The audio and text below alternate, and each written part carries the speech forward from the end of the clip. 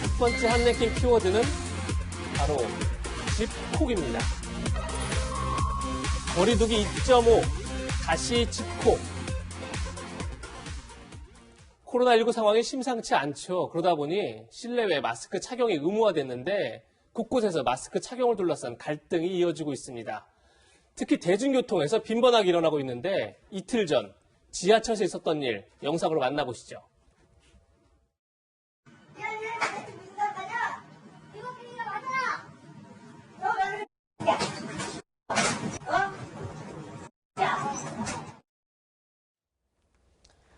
교수님, 지금 치료제도 안 나와 있고 백신도 없는 상황에서 마스크가 최고의 백신이다 이런 말까지 하는데 저런 장면 어떻게 보셨습니까? 굉장히 위험한 장면입니다. 본인이 무증상 감염자일 수도 있기 때문에 상대편에서는 공포스러울 정도로 무서운 상태죠. 예. 그래서 우리나라가 이만큼 방역을 잘한 거는 초기에 다른 나라에 비해서 마스크 착용을 좀 열심히 했던 게 가장 중요한 요인이고요. 예. 양쪽이 다 마스크를 쓰시면 감염률이 거의 한 1.5% 정도 대부분 막을 수 있습니다. 하지만 확진자가 마스크를 안 쓰게 되면 70% 이상 감염을 시킬 수가 있기 때문에 굉장히 위험한 거고요.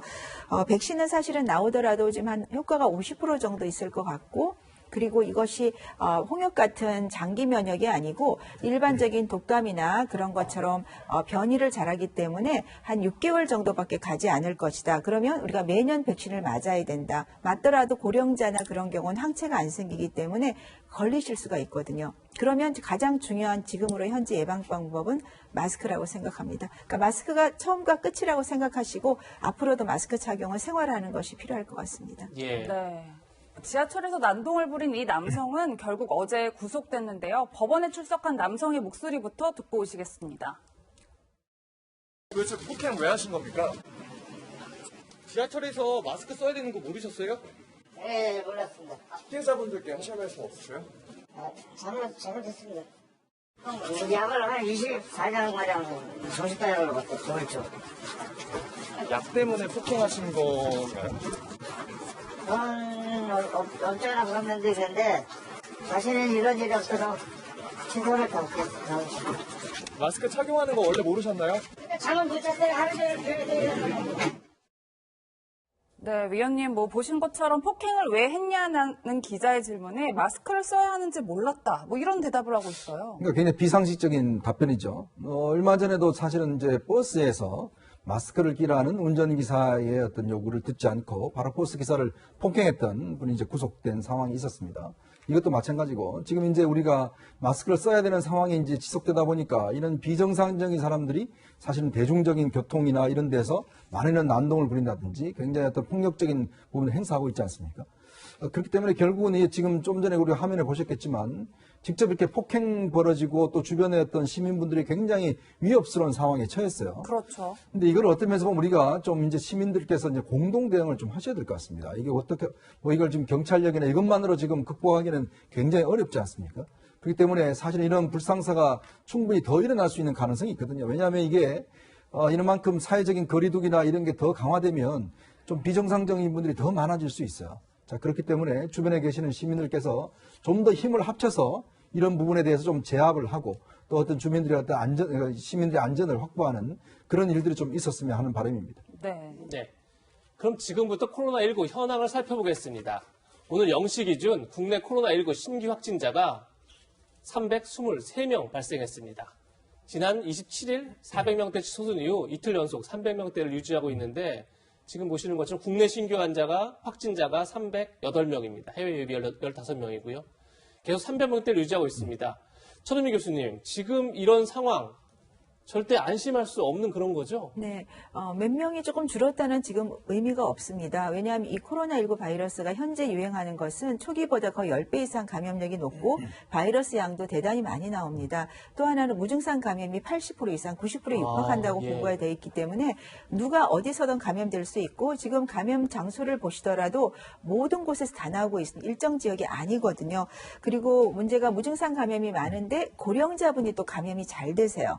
이 바이러스가 약간 약화가 됐기 때문에 감염이 될 때 증상이 없이 잘 감염이 되다 보니까 지금 위중상자가 굉장히 늘었죠. 64명이면 대단히 많은 숫자가 지금 나오고 있고 이러다 보니까 병상이 부족이 오면서 일부에서는 생활치료시설도 부족해서 집에서 하시다가 집안을 다 감염시킨 사례도 있습니다. 그렇기 때문에 우리가 코로나19 확진이 되면 집에서 자가격리는 위험하세요. 기본적으로 생활치료시설에 가셔서 건강하신 분도 상태를 보고 호전이 되면 이제 집으로 가실 수가 있고 그 상태에서 악화가 되면 바로 병동으로 입원을 하셔야 되는 그러니까 체계적인 관리가 지금 안 되고 있습니다. 그만큼 생활치료시설이나 병상이나 중환자 병상이 준비가 안 되어 있다는 게 지금 문제가 될 수가 있죠.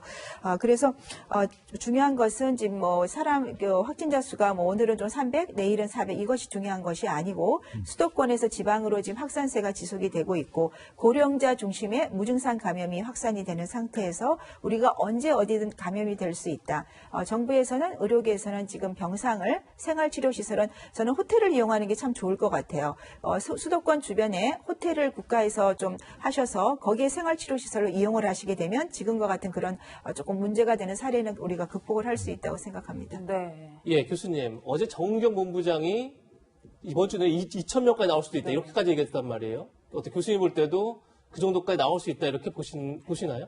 지금 말씀드린 무증상 감염이 대단히 많습니다. 그렇기 때문에 어느 지역에서 만약 모임이 있었거나 그런 경우는 확산이 확 일어날 수가 있습니다. 지금 나타나는 이런 확산세는 일정 지역이 아니고 우리 주변에 다 있기 때문에 그 본부장님께서 말씀하신 거는 이 상태로 모임을 자제를 안 하게 되면 그 정도 늘 수 있다는 말씀을 하신 거로 생각됩니다. 네, 교수님 정말 뭐 안전한 집에 머무는 게 사실 최고의 방법이 네. 될 수 있을 것 같은데 아까 전국으로 확대가 되고 있다는 말씀해 주셨는데 저는 이 부분이 참 궁금해요. 왜 부산 목욕탕에서 세신사 두 네. 분이 확진이 됐잖아요. 그래서 그분들과 접촉한 뭐 이용객, 직원 한 1,500여 명이 추가 확진도 가능하다. 이래서 굉장히 우려가 있었는데 정말 다행히도 음성이 나왔어요. 근데 일부에서는 목욕탕이 굉장히 위험한 장소인데 어떻게 음성이 나왔는지 좀 의아해하시는 분도 계신 것 같아요. 네, 우선은 날짜가 27일, 28일 날 이제 각각 확진이 되셨고 검사를 이제 29일 날 그 주변에 접촉하신 분들을 검사를 했기 때문에 사실은 너무 짧아요. 검사한 잠복기가 앞으로 추후 더 나오실 확률이 있고 두 번째로는 이게 이제 습도가 많은 곳이기 때문에 이 바이러스는 습도가 많으면 그냥 떨어집니다. 그리고 이분이 전부들을 접촉하신 게 아니고 그 지역에서 일을 하셨기 때문에 많은 분을 접촉하지는 않으셨을 네. 거예요. 그래서 그 세 가지 요인으로 아직은 조금 더 지켜봐야 되고 그리고 접촉 그 반경이 아마 조금 적었을 거고 이런 습도가 높은 환경이라는 것도 좌우했을 것 같습니다. 네. 네, 이번엔 제주도 상황인데요. 게스트하우스 운영자 등 2명이 확진됐는데 이 시국에 투숙객들과 야간 파티를 열었다고 합니다. 지금 보시는 것처럼 서귀포시에 있는 게스트하우스에서 운영자가 직원에게 또 직원이 방문자에게 이렇게 연쇄 감염을 일으킨 건데 3일간 야간 파티를 했고 약 20명 정도가 참석을 했다. 더욱이 파티 당시에는 마스크를 착용하지 않았다. 이렇게 얘기가 좀 나오고 있습니다. 그러다 보니까 터지는 것 아니냐 이런 얘기가 있는데 최영일 평론가님 지금 이 시국에 이런 파티 이게 과연 괜찮은 건가요? 통상 8월의 제주도 게스트하우스 낭만적이고 파티하면 좋죠. 할 수 있죠. 문제는 올해는 특수 상황이라는 겁니다. 지금 코로나19 시국이고요.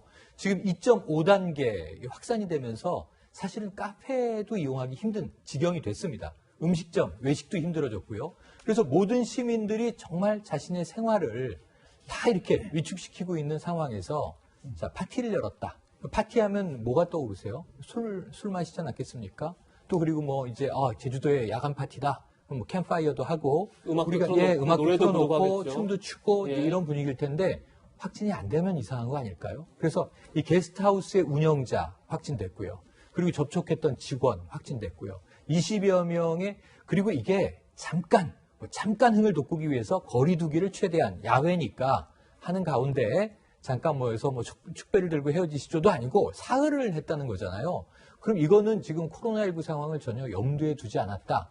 그래서 여기에 더해서 지금 제주도에서는 또 확진자인 목사 부부가 온천을 이용했는데 밝히지 않아서 동선에 문제가 생겼어요. 해운대 얼마나 다행입니까? 1,500명 정도가 접촉해서 너무 걱정을 했는데 그래도 1,300여 명이 지금 음성으로 나와서 그렇죠. 이거 너무 천만다행이다. 근데 제주도에서 또 유사한 일이 뻥 터지고 말이죠. 그래서 지금 우리가 일탈하면 정말 위험하다라는 것을 좀 경각해야 될 것 같고요. 이런 경우에는 정말 우리가 알지 않습니까? 부상권 청구까지도 받을 수 있다. 그런 부분을 반드시 염두에 두시고 다른 때와는 다르다. 행동을 우리가 좀 다르게, 남다르게 해야 될 것 같습니다. 네, 뭐 말씀 주신 대로 어제 정부가 2.5단계라는 특단의 조치를 꺼내 들었습니다. 그 내용을 좀 살펴보시면 일단 밤 9시 이후에는 식당이고 술집, 그 매장 내에서는 식사가 안 되고요. 뭐 포장이나 배달은 가능하다고 합니다. 그리고 스타벅스나 할리스와 같은 대형 커피 전문점은 시간과 관계없이 테이크아웃만 가능해지고요. 뭐 헬스장이나 당구장 등과 같은 실내 체육시설은 문을 닫아야 하고 뭐 정부나 공공기관의 3분의 1 이상의 인원은 재택근무를 해야 합니다. 그리고 독서실, 스터디 카페, 학원 등은 모일 수 없게 되고 또 요양병원과 요양시설 등의 면회도 금지되는 상태인데요.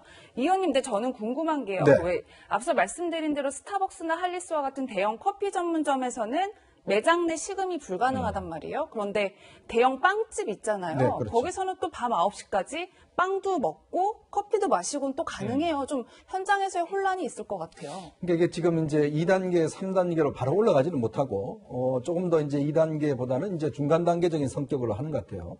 그래서 이제 지금 사람들이 많이, 특히 이제 스타벅스 파주 야당점 같은 경우에 거기에 굉장히 많은 분들이 확산이 됐지 않습니까? 그렇죠. 60여 명 넘게 예. 확산이 됐는데 그만큼 집단적으로 모여 있는 곳, 그 다음에 이제 이 그 냉방기를 통한 그러니까 감염이라든지 이런 게 그 다음에 이제 이 카페 같은 거 가면 보통 이제 마스크를 빼고 대화를 나누시잖아요. 그렇죠. 이제 그런 것들이 실제로 많은 영향을 미치기 때문에 이제 이런 조치를 한 것 같은데 저는 이게 자칫하면 풍선 효과가 있을 수가 있습니다. 그러니까 뭐냐면 이게 3단계로 가면 아예 모든 걸 다 셧다운 하잖아요. 근데 지금 이런 것을 하게 되면 자, 그럼 대기업에서 하는 프랜차이즈만 이렇게 한다는 거 아니겠습니까? 근데 요즘은 그냥 단독으로 하는 꽤 큰 커피숍도 많아요. 그렇죠. 그럼 그런 것을 열게 되잖아요. 그리고 요즘은 다 빵집인데 그 베이커리가 실제 카페처럼 운영하는 데가 많습니다. 그렇죠. 이제 그러니까 그런 데 같은 경우는 그러면 실질적으로 예를 들어서 요즘은 뭐 프리랜서라든지 또 거리에서 시간을 보내신 분들 같은 경우에 이게 중간에 쉴 수 있는 공간이 필요하거든요. 그러면 이분들이 예를 들어서 이런 스타벅스나 뭐 할리스나 대형 프랜차이즈 안 가겠지만 그러면 다른 빵집에 파리바게트라든지 이런 데를 갈 수 있잖아요. 그러면 거기에 사람들이 너무 많이 모일 수 있다는 거예요. 그러니까 어떤 면에서 보면 이제 분산 효과를 노린 건데 자칫하면 이게 풍선 효과로 해서 한 곳에 더 집중하는 효과? 왜냐하면 수요는 일단 있는데 공급 자체를 줄여버리면 당연히 어떤 특정한 곳에 몰릴 수 있는 가능성이 있지 않습니까? 그러니까 저는 이게 정부가 굉장히 좀 탁상공론이 아닌가라는 생각이 들어요.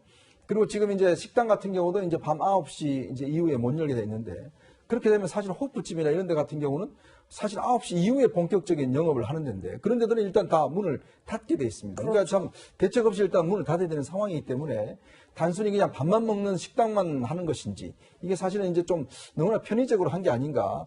또 하려면 예를 들어서 전반적으로 다 실시해야 되고 어떤 여러 가지 지금 현재 시장 상황을 잘 모르기 때문에 저는 아마 이 조치가 되면 제가 우려한 바와 같은 그런 풍선 효과도 좀 걱정을 해야 될 것 같습니다. 예. 천원미 교수님, 지금 이현주 의원께서는 풍선 효과가 오히려 우려된다. 근데 아무래도 정부는 3단계로 바로 가자니 경제적 타격이 너무 클 것 같고 그래서 이제 2.5단계라는 어떤 고유직책을 낸 것 같은데 사실 전문가들은 다 3단계로 빨리 가야 된다 얘기를 많이 하셨잖아요. 교수님 볼 때는 2.5단계 어떻게 확진세를 좀 잡을 수 있을 것 같으세요? 국민들이 다 협조를 하시면 어느 정도는 좋아질 수 있습니다. 그래서 뭐 지금 교회라든지 학교라든지 학원은 다 이제 원격으로 하기 때문에 모임 자체는 많이 자제가 되죠. 그러니까 개인적인 어떤 모임을 자제를 해서 접촉을 좀 삼가하는 거 굉장히 중요하고요. 말씀하신 대로 카페하고 프랜차이즈하고 조금 차이를 두는 것도 조금 저는 이해가 조금 더 세심한 게 필요하다고 생각하고요. 한 가지 이제 미용실 같은 경우도 좀 그래요. 우리가 마스크를 못 쓰는 이유가 음식을 먹거나 물에 젖으면 못 쓰죠. 그래서 그 경우에도 좀 지침이 필요해요. 근데 이제 물에 젖다 보니까 벗게 되거든요. 근데 그런 것도 지침을 좀 주셔야 되고 식당 같은 경우도 지금 카페는 우리가 딜리버리를 하라고 그러는데 포장을 식당 같은 경우는 음식을 드시게 돼 있죠. 그러면 거기로 몰리게 되면 말 그대로 풍선 효과나 그런 게 나타날 수 있기 때문에 식당에 대해서 이렇게 가림막을 한다든지 몇 명 인원을 좀 제한한다든지 좀 치밀한 2.5단계가 필요하지 않을까 그렇게 생각합니다. 교수님, 그러면 수일 내로 좀 더 구체적으로 제한하는 강력한 조치가 더 나와야 될 것 같아요. 그렇죠. 각 어떤 지점에 각 어떤 곳마다 세부 지침이 꼭 필요해요. 그냥 대강 하라 이러는 건 안 되거든요. 세부 지침을 좀 정부에서 지정해 주는 게 좋을 것 같습니다. 예. 네, 이렇게 사회적 거리두기가 강화되면서 최대한 안전한 집에 머물러야 한다는데 그래서 뭐 개인, 유튜브를 중심으로 집에서 할 수 있는 놀이들이 소개되고 있습니다. 그 영상을 함께 보실 텐데요. 뭐 지금 보시면 이렇게 뭐 커피를 만드는 소개 영상도 공개가 되고 있고요. 네, 또 이렇게 뭐 휘저어서 커피를 만들고 우유도 따르고 저게 달고나 커피를 만드는 그런 네, 영상이죠. 집에서 이제 시간을 보낼 수 있는 그리고 또 집 앞에 자신의 카페를 직접 만드는 영상도 보여주고 있습니다. 네, 홈카페를 만드는 모습인데요. 교수님 뭐 이렇게 집에서 빵을 만드는 모습, 커피를 만드는 모습들을 소개하면서 뭐 안정적으로 좀 집에서 코로나 시기를 견뎌보자 이런 취지의 영상들 같은데 최근에 뭐 코로나 블루 뭐 이렇게 해서 정서적 불안감 호소하시는 분들도 있잖아요. 뭐 뾰족한 방법이 있을까요? 네, 지금은 당분간 또 집에서 많이 생활을 하셔야 되기 때문에 지금 보다시피 본인이 좋아하는 뭐 요리를 하신다든지 뭐 그림을 그리거나 글을 쓴다든지 사실 그 필라테스가 나온 게 굉장히 좁은 공간에 갇혀 있을 때 만든 운동이잖아요. 예, 그래서 그런 식으로 실내에서도 운동하실 수 있는 게 상당히 많아요. 하고 가족끼리는 뭐 주말에 등산을 간다든지 우리가 조금 이 기회에 가족과 조금 화목하게 여러 가지를 자신의 재능을 살릴 수 있는 그런 기회로 또 삼으면 조금 더 좋을 것 같습니다. 네. 네. 코로나19가 일상을 위협하고 있는 상황에서 모든 국민이 또 하나 걱정하는 사안이 있습니다. 다음 한랭킹에서 만나보시죠.